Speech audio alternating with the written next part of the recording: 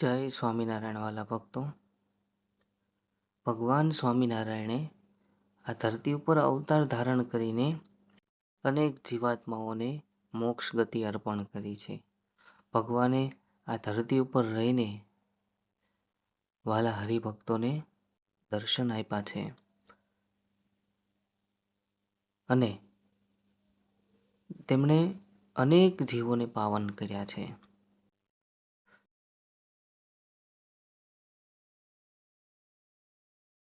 ભગવાન સ્વામિનારાયણ આ ધરતી ઉપર જે જનનીના કુખે અવતાર ધારણ કર્યો એ જનનીનું નામ ભક્તિ માતા છે.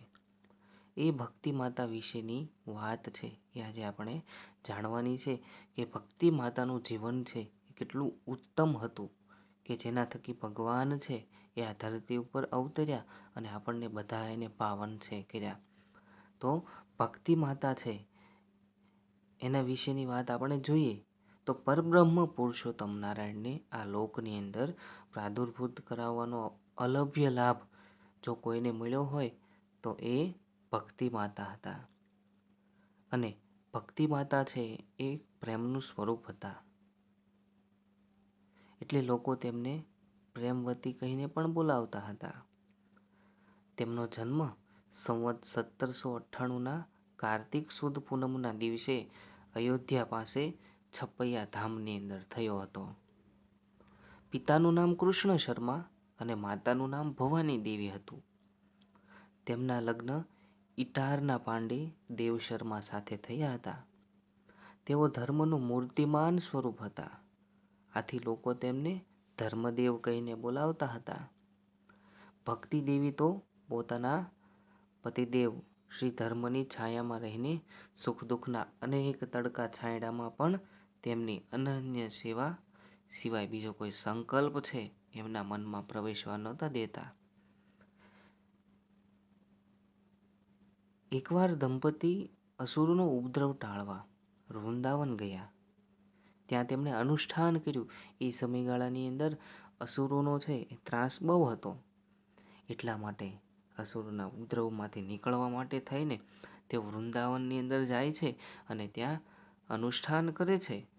તેમની ભક્તિથી પ્રસન્ન થઈને ગોલોક વિહારી ભગવાન શ્રી કૃષ્ણએ દર્શન દીધા અને કહ્યું, તમારી ભક્તિથી હું પ્રસન્ન થયો છું. તમને અસુરો તરફથી જે દુઃખ પડ્યું છે તેનું નિવારણ કરવા અને પૃથ્વી ઉપર એકાંતિક ધર્મનું સ્થાપન કરવા સ્વયં સર્વાવતારી પરબ્રહ્મ પરમાત્મા પૃથ્વી ઉપર ધર્મ અને ભક્તિને ઘેર અવતાર ધારણ કરશે અને તમને સૌને પોતાના દિવ્ય ધામમાં ગતિ કરાવશે. માટે કોઈ પ્રકારે તમે હવે ચિંતા ન કરશો, તમારું વ્રત હવે પૂરું થયું છે. અને અહીંયા ધર્મદેવ અને ભક્તિ માતાના અંતરની અંદર આનંદ છે સમાતો નથી. આનંદ ઉભરાઈને બહાર આવી રહ્યો હોય એવું લાગી રહ્યું છે. અને ત્યાં તેઓ પારણા કરીને વૃંદાવનથી નીકળ્યા અને રસ્તામાં ઝાડી આવી હતી. આ ઝાડી ઝાંખરાવાળા વિસ્તારની અંદર તેઓ જઈ રહ્યા છે. એવામાં એક માથાની ટાલમાંથી ખોપરી જાણે કોઈએ કાઢી નાખી હોય એવો વિકૃત માથાવાળો માનવી છે એમની સામે આવે છે. અને તેઓ ધર્મદેવ થકી તેમને ખબર પડે છે કે ભગવાન તેમને ત્યાં અવતાર ધારણ કરવાના છે. આથી તેણે ધર્મદેવ અને ભક્તિ માતાને શ્રાપ આપ્યો અને કહ્યું કે તમારો પુત્ર છે એ ક્યારેય શસ્ત્ર હાથમાં નહીં લે. આવો શ્રાપ આપીને તે વિકૃત માણસ ત્યાંથી ભયંકર હાસ્ય કરતો કરતો ચાલ્યો જાય છે. ધર્મદેવ અને ભક્તિ દેવી ચિંતિત બન્યા. પોતે ચિંતામાં મગ્ન બની જાય છે કે ખરેખર શું આ શાપ છે સાચો પડશે? મારો પુત્ર છે એ ક્યારેય શસ્ત્રને હાથમાં નહીં લે તો આ અસુરોનું શું થશે? ત્યારે ભગવાન શ્રી હનુમાનજી મહારાજે તેમને દર્શન આપ્યા અને કહ્યું, તમારે ત્યાં તો સાક્ષાત પરબ્રહ્મ પુરુષોત્તમ નારાયણ પધારવાના છે, તો પોતાની શક્તિથી શત્રુનો નાશ કરશે. તેમને કાંઈ શસ્ત્રની જરૂર નહીં પડે, માટે તમે ચિંતા ન કરો. એટલું કહીને ભગવાન હનુમાનજી મહારાજ ત્યાંથી અંતર્ધ્યાન થઈ ગયા.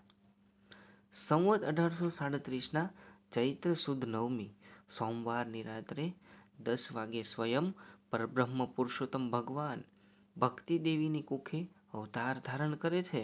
પૃથ્વી મંગલમય બની ગઈ છે. સૌના આનંદનો પાર નથી રહ્યો.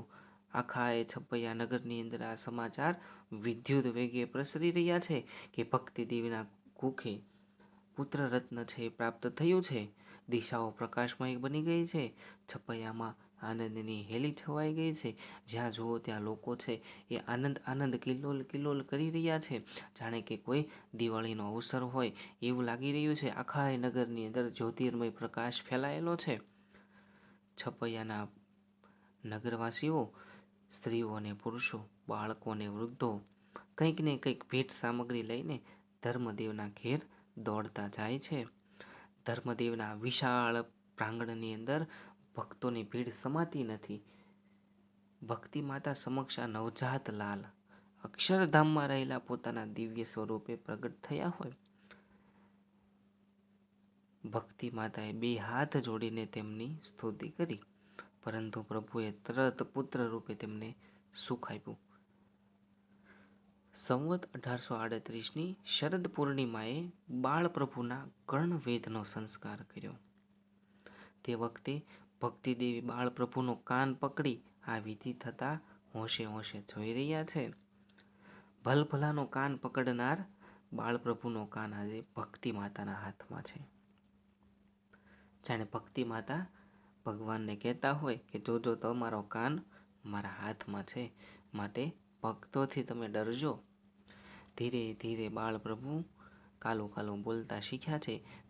ભક્તિ માતાની સખીઓ તેમને બોલતા શીખવાડવા લાગી. તેમની તોતડી વાણી સાંભળી સૌ હસતા, ન સમજાય તેવું બોલતા. ત્યારે સૌ સામું જોઈ રહેતા. તેમને જોઈ બાળપ્રભુ હસતા અને ઘણીવાર તો ગંભીર મુખમુદ્રા કરી જાણે કહેતા હોય કે મારી વાણી તો કોઈને પણ સમજાય તેવી નથી. વાલા ભક્તો, આપણે જાણીએ છીએ કે એક બાળકનું સ્વરૂપ છે, એને આપણે જોઈએ છીએ ત્યારે આપણા હૃદયની અંદરથી એ બાળક પ્રત્યે ઘણો બધો આનંદ છે એ ઉભરાઈ આવતો હોય છે. એ બાળકને જોઈને આપણને એમ થાય કે લાવ આ બાળકને હું તેડી લઉં.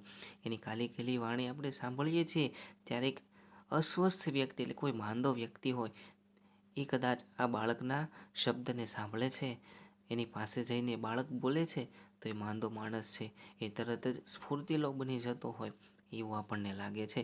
બાળકના શબ્દ સાંભળીને આપણે ઘણા આનંદમાં આવી જતા હોઈએ છીએ. તો અહીંયા ભગવાનના શબ્દને સાંભળીને ભક્તિ માતાની સખીઓ છે એ આનંદમાં આવી જાય છે. ભલે કંઈ સમજાતું નથી ભગવાન શું બોલી રહ્યા છે, પણ એ સાંભળીને તેઓ ભગવાનની સામે જોયા કરે છે, હસ્યા કરે છે. અને ભગવાનની ઉંમર હવે ધીમે ધીમે વધી રહી છે. બાળપ્રભુ હવે ઘૂંટણિયા ભેર ચાલતા શીખી રહ્યા છે. ઘણીવાર તો તેઓ ઘૂંટણિયા ભેર ચાલતા ચાલતા ઘરની બહાર પણ દોડીને ચાલ્યા જતા હતા. કોઈ વાર તો ઉંમરો ઓળખતા પડી પણ જતા હતા. ત્યારે માતા છે એ દોડીને તરત જ તેમને લેવા માટે આવી જતા હતા. એ વખતે માતા સામું જોઈને હસતા અને પછી તરત જ નીચે ઉતરી ઘૂંટણીએ ચાલવા લાગતા. તો ભક્તિ માતા પોતાના બાળક પ્રત્યે તેમને ચિંતા છે. જેવું બાળક પડે છે કે તરત જ દોડતા દોડતા એની પાછળ જાય છે અને બાળકને પોતાના ખોળામાં લઈ લે છે અને તેને વાલ ભર્યું છે એ આલિંગન આપે છે. તો આવા સમયે ભગવાન સ્વરૂપે રહેલા જે બાળક ઘનશ્યામ છે તે ભક્તિ માતાની સામે જોઈને હસે છે અને પછી પાછા નીચે ઉતરીને ધીમે ઘૂંટણિયા ભેર ચાલવા લાગે છે. માતા રસોઈ કરતા હોય ત્યારે ઘણીવાર પાછળથી જઈ વાંસા ઉપર ચડી જતા અને 2 હાથ માતાને ગળે ભરાવી વાંસામાં હિલોળા લેતા. ત્યારે માતા પ્રેમભર્યો કંટાળો બતાવતા, ગળા ઉપર વીંટળેલા હાથ ધીરેથી છોડાવતા, પણ બાળપ્રભુ તે વધુ ને વધુ મજબૂત કરતા. ભગવાનને ભક્તિ વાલી છે અને ભક્તિને ભગવાન વાલા છે. એમ અરસપરસનો સંબંધ તો ભક્તિ રસનો આસ્વાદ જેણે ચાખ્યો હોય તેને જ જણાય છે. જેમ એક બાળક માટે પોતાની માતા છે એ સર્વસ્વ હોય છે, એમ માતા માટે પોતાનું બાળક છે એ સર્વસ્વ છે. માતા એ તો ભગવાનનું જીવંત સ્વરૂપ છે, આપણે બધા જાણીએ છીએ. માતાનું હૃદય છે એ તો સ્વર્ગનું પ્રથમ પગથિયું હોય એવું લાગે છે. માતાના હૃદય થકી બાળકનો પ્રેમ છે એ હંમેશને માટે છે એ વહેતો જ રહેતો હોય છે. ભલે માતા છે એ વૃદ્ધ બની ગયા હોય છતાં પણ પોતાના બાળકો પ્રત્યેની પ્રેમરૂપી જે સરવાણી છે એ તો હંમેશને માટે વહેતી જ રહેતી હોય છે. જગતમાં બધું મળે છે પણ માતા જેવો પ્રેમ છે એ બીજે ક્યાંયથી મળી શકતો નથી. એ વાત અહીંયા આપણને જોવા મળે છે. ઘનશ્યામને 3જું વર્ષ બેઠું. બાલ મોવાળા ઉતરાવી ચોલ સંસ્કાર માટે જેઠવત પંચમીનું શુભ મુહૂર્ત જ્યોતિષે કાઢી આપ્યું. આ પ્રસંગ ઉપર સંબંધીઓને તેડાવવા માટે ધર્મદેવે પત્રો લખ્યા. લોકોને આમંત્રણ આપ્યા. પોતાના સગાવાલાઓને તેડાવવામાં આવે છે. ધર્મદેવના ઘરમાં ઉત્સવનો ઉત્સાહ વ્યાપી ગયો છે. ગામ લોકો પણ આ ઉત્સવની અંદર હરખભેર જોડાયા છે. અને હવે સવારે શુભ મુહૂર્તમાં ઘનશ્યામ પ્રભુના વાળ ઉતરાવી ચોલ સંસ્કાર આપવામાં આવે છે. તે પછી ઘનશ્યામ પ્રભુને બાળકો સાથે આંગણામાં રમવા મોકલ્યા. એટલે ચોલ સંસ્કાર વિધિ છે પૂરી થાય છે. પછી ભગવાન સ્નાન આદિ નિત્યકર્મ પૂર્ણ કરીને ભગવાનને બાળકો સાથે રમવા માટે આંગણામાં મોકલી દેવામાં આવે છે. સુવાસિની તથા ભક્તિ માતા બંને રસોઈના કામકાજમાં ગૂંથાયા. તે વખતે બાળકો ઘનશ્યામને આંબાવાડિયામાં રમાડવા માટે લઈ ગયા અને માતા અને બીજા બધા લોકો છે એ રસોઈ માટેની તૈયારી કરી રહ્યા છે અને ઘનશ્યામ પ્રભુ પોતે બીજા બાળકોની સાથે રમવા માટે ચાલ્યા જાય છે. છપૈયામાં ભગવાનનો દ્વેષી એક તાંત્રિક બ્રાહ્મણ કાલિદત્ત રહેતો હતો કે જે ભગવાનનો દ્વેષ કરનાર હતો. એને તો એમ જ હતું કે હું જ સર્વસ્વ છું. તે ભક્તિ માતાનો સંબંધી હતો અને પાછો એ ભક્તિ માતાનો સગો છે.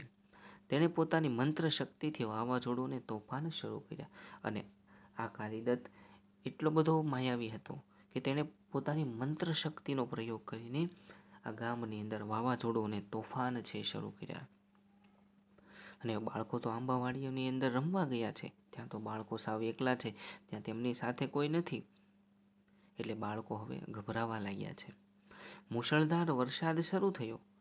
વીજળીનો ગડગડાટ થવા લાગ્યો અને સઘન વાડીના વૃક્ષો પડવા લાગ્યા. આ જોરદાર વાવાઝોડું છે. તો આ વાવાઝોડાની અંદર તો વરસાદ પણ સાથે સાથે પડી રહ્યો છે. વીજળીઓના ગડગડાટ થઈ રહ્યા છે અને વૃક્ષો છે પડવા લાગ્યા છે. આમથી તેમ વૃક્ષોની ડાળીઓ અથડાઈ રહી છે. બાળકો ઘનશ્યામને શોધતા બાવરા બની ગયા પણ ઘનશ્યામ તેમને જડ્યા નહીં. અને આંબાવાડીની અંદર બધા બાળકો રમી રહ્યા છે. બધા બાળકો ઘનશ્યામને ગોતે છે પણ ભગવાન ક્યાંય મળતા નથી. એટલે હવે બીજા બાળકો બધા ચિંતિત બન્યા છે અને તેઓ ઝડપથી જઈને ધર્મદાદાની પાસે આવે છે અને ધર્મદાદા શું કહેશે એની ચિંતા કરવા લાગ્યા છે. અને ભક્તિ દેવીને અચાનક ઘનશ્યામ યાદ આવ્યા. ઘનશ્યામ ક્યાં? ઘનશ્યામ ક્યાં? તેઓ ચિંતિત બન્યા. સૌ ઘનશ્યામને શોધવા લાગ્યા છે. બધા એકબીજાને પૂછવા લાગ્યા છે અને એમાંય તે અચાનક જે આ વાતાવરણ બન્યું છે એ જોઈને પરિવારના દરેક સભ્યો ચિંતિત બન્યા છે. અને જેઠ માસની અંદર આ અણધાર્યો વરસાદ, વીજળીના ગડગડાટ, ઘનઘોર ઘટાઓ છવાયેલી છે અને એમાં હવે ઘનશ્યામ ક્યાંય મળતા નથી. બધા ખૂબ જ ચિંતિત બન્યા. શુદ્ધ બુદ્ધ ભૂલી બેઠા છે. ભક્તિ માતા આક્રંદ કરવા લાગ્યા. પોતાનું બાળક મળી રહ્યું નથી એટલે ભક્તિ માતા છે ખૂબ જ દુઃખી થયા છે, રડી રહ્યા છે, આક્રંદ કરવા લાગ્યા કે મારા ઘનશ્યામ ક્યાં છે? મારા ઘનશ્યામ ક્યાં છે? થોડી વારે વરસાદ ધીમો પડ્યો ત્યારે સૌ હાથમાં ફાનસ, મશાલ, લાકડી વગેરે લઈને તેમાં માર્ગ કાપતા નીકળ્યા. બધાએ ઘનશ્યામને શોધવા માટે નીકળી ગયા છે. દીવાના ઝાંખા પ્રકાશમાં સુંદરીબાઈએ આંબાવાડિયામાં ઝાડ નીચે કંઈક જોયું. એટલે ઘર પરિવારના દરેક સભ્યો છે ઘનશ્યામને શોધવા માટે નીકળ્યા છે. એમાં સુંદરીબાઈ છે આંબાવાડિયાના ઝાડ નીચે કંઈક જોયું. તેણે તરત જ તેઓ એ તરફ દોડ્યા. હાથમાં ફાનસ હતું. જઈને જોયું તો ઘનશ્યામ બાળ સુલભ સહજતાથી ઝાડની ડાળી સાથે રમતા હતા. તો ઘનશ્યામ પ્રભુ શું કરી રહ્યા છે? તેઓ તો વૃક્ષની ડાળી સાથે રમી રહ્યા છે. એમને તો કંઈ ચિંતા નથી. વાવાઝોડું આવ્યું, વરસાદ પડ્યો, વીજળીના ગડગડાટ થયા, કડાકા ભડાકા થયા, એના અવાજ સાંભળીને પણ ભગવાન ડર્યા નથી. વસ્ત્રો બધા પલળી ગયા હતા, શરીર ભીંજાઈ ગયું હતું, છતાં ઘનશ્યામ તે ઉપાધિથી અલિપ્ત અને નિર્ભય દેખાતા હતા. એટલે ભગવાનને આની સહેજ પણ ચિંતા ન હતી. મામીએ તેમને ઉપાડી લીધા અને ભાન ભૂલી ભક્તિ માતા પાસે દોડ્યા. તરત જ ભક્તિ માતાની પાસે મામી સુંદરીબાઈ પોતે ઘનશ્યામ પ્રભુને તેડીને લઈને દોડી રહ્યા છે અને એમની પાસે પહોંચે છે. મામીના હાથમાંથી ઘનશ્યામને લઈને તેમણે છાતી સરસા દબાવ્યા.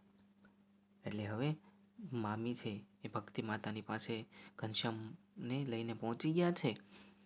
તો ભક્તિ માતા ઘનશ્યામને તરત જ લઈ લે છે અને તેને છાતી સરસા દબાવી લાગે છે. પોતાના ભીના વસ્ત્રથી તેનું શરીર લૂછવા લાગે છે. ખોવાયેલું રત્ન પ્રાપ્ત થયું તેના આનંદમાં ભક્તિ દેવી ત્યાં જ બેસી ઘનશ્યામને સ્તનપાન કરાવવા લાગ્યા. સૌ ઝાડ પાસે આવ્યા ત્યાં તો ઝાડ તળે ચગદાયેલો કાલિદાસ સૌએ જોયો. એટલે પછી બધાએ આ અંબાવાડીઓની જે ઝાડ છે ત્યાં જઈને જુએ છે તો એ ઝાડની નીચે શું છે?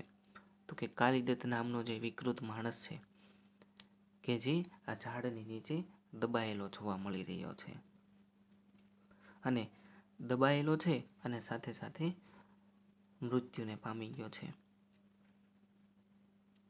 અને આ ભયંકર કામ કરનાર આ કાલિદત્ત હતો અને એ કાલિદત્તને ભગવાને સજા છે આપી અને એને જોઈને બધાની ધ્રુજારી છે છૂટી ગઈ છે. તે રાત્રે ઘનશ્યામને તાવ આવ્યો. માતાએ કપાળે હાથ મૂક્યો ત્યાં તો જાણે લોઢી ધગ્યો હોય તેવું કપાળ ગરમ લાગ્યું. તેમને લાગ્યું કે અસુરનો પ્રકોપ હજી શમ્યો નથી. માતાને કાંઈ સૂઝ્યું નહીં. તરત જ તેમના બહેનને બોલાવ્યા. ચંદન માસીએ ઘનશ્યામનું શરીર જોઈને કહ્યું, આને બળિયા નીકળશે. બીજે દિવસે ઘનશ્યામના શરીરે બળિયા નીકળ્યા. થોડા દિવસ આ બળિયાની ઉપાધિ રહી. 7મે દિવસે ઠંડા પાણીએ નહાતા શમી ગયા. ફક્ત નિશાની રૂપે થોડા ડાઘ નાસિકા ઉપર રહ્યા. એટલે ભગવાનને તાવ આવ્યો છે અને ભક્તિ માતા ચિંતિત બન્યા. એટલે તરત જ તેઓ ચંદન માસીને બોલાવે છે અને ચંદન માસી ઘનશ્યામના શરીરને જોઈને કહે છે કે આ બાળકને તો બળિયા છે નીકળશે. અને બીજા દિવસે ભગવાનના શરીર ઉપર બળિયા નીકળ્યા છે. અને થોડા દિવસ બધાને આ બળિયાની ચિંતા રહી. 7મા દિવસે ભગવાનને ઠંડા પાણીથી સ્નાન કરાયું. એટલે બધા જ બળિયા છે એ શમી ગયા. બસ ફક્ત નિશાની રૂપે થોડા ડાઘ છે એ ભગવાનની નાસિકા ઉપર રહી ગયા છે. તો વાલા ભક્તો, આપણે આ વિડીયોની અંદર ભક્તિ માતાના કુખે પરબ્રહ્મ પરમ અવતારી ભગવાન ઘનશ્યામ અવતર્યા એના વિશેની વાત જોઈ. ભગવાન પ્રત્યેની નિષ્ઠા તેમની જોઈ. આ પ્રથમ ભાગની અંદર આપણે આ બધી વાત છે એ જાણી. હવે બીજા ભાગની અંદર ભક્તિ માતાની ભગવાન પ્રત્યેની જે નિષ્ઠા છે, ભગવાન સાથેના જે કાલાવાલા છે એના પ્રસંગો વિશેની વાત આપણે બીજા વિડીયોની અંદર જોઈશું. જય સ્વામિનારાયણ વાલા ભક્તો.